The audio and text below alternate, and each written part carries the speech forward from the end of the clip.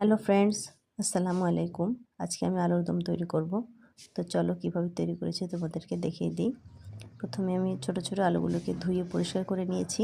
এরপর আলুগুলোকে আমি একটা ছুরির সাহায্যে এভাবে পরিষ্কার করে নিব। একটা একটা করে অনেকটা সময় লেগেছে আমার আলুগুলো পরিষ্কার করতে। ছোট ছোট কাঁঠালের বীজের মতন দেখা যাচ্ছে, দেখতেই পাচ্ছ। তো আমি এভাবে প্রত্যেকটা আলু পরিষ্কার করে নিয়েছি। চলো এখন রান্না বসিয়ে দিই। প্রথমে আমি তেল গরম করে পেঁয়াজ ভেজে নিব। পেঁয়াজটাকে আমি বেরেস্তা করে তুলে রেখে দিব, এটা পরে দেওয়ার জন্য। তো যার যেভাবে খুশি সেভাবে রান্না করে খেতে পারো, তবে এভাবে একবার হলেও ট্রাই করে দেখতে পারো, অবশ্যই অনেক মজা লাগবে। এভাবে ট্রাই করা যেতেই পারে। তো আমি কিন্তু এখানে পেঁয়াজ, একটা 4 থেকে 5 কোয়া রসুন এবং 2টা শুকনা পাকা মরিচ, এটাকে আমি এক টুকরো আদা দিয়ে ব্লেন্ড করে নিয়েছি।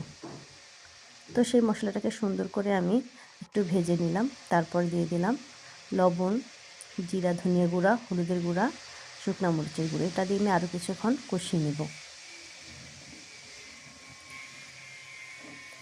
একটু বেশি সময় ধরে কষাবে, যাতে করে মশলার কাঁচা গন্ধটা চলে যায়। তারপর এখানে পানি দিয়ে দিব। পানি দিয়ে আরও কিছুক্ষণ এই পানিটা দিয়ে কষিয়ে নেব। এরপর দিয়ে দেব সেই ধুয়ে রাখা আলুগুলো।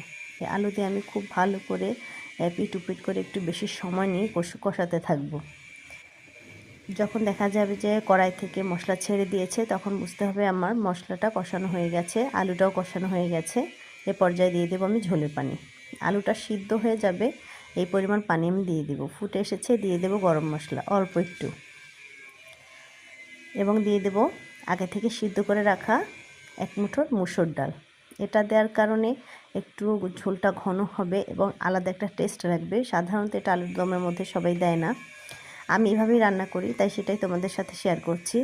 এখন ঝোলটা আরও একটু ঘন হওয়ার জন্য 4 থেকে 5টা আলু আমি তুলে নিয়ে একটু ডলে মিহি করে দিলাম, যাতে করে ঝোলটা আর একটু ঘন হয়। এই যে দেখো প্রায় ঘন হয়ে এসেছে। আর যে পেঁয়াজ ভেজে রেখেছিলাম, এখানে 1 মুঠো চিনি নিয়ে আমি এটাকে ঝুড়া করে দিয়ে দিচ্ছি। একটু মিশিয়ে দেবো, নাড়াচাড়া করে দিয়ে দেবো আমি এখন 1 চামচ চিলি ফ্লেক্স। এটা দিয়ে একটু নাড়াচাড়া করে দিব। আমার রান্না প্রায় শেষ। এবারে দিয়ে দেবো 1 মুঠো ধনিয়া পাতা কুচি। ব্যাস, এই তো দেখো রান্না শেষ। কেমন হয়েছে বলো? প্লিজ চ্যানেলটি সাবস্ক্রাইব করো, আমার পাশে থাকো যদি রান্নাটি তোমাদের ভালো লেগে থাকে। কি ভাবছো, ভাত দিয়ে খাবে না রুটি? এটা তোমাদের চয়েস। আমি তো রান্না করে দিয়ে দিলাম। বলো কেমন হয়েছে। খোদা হাফেজ বন্ধুরা।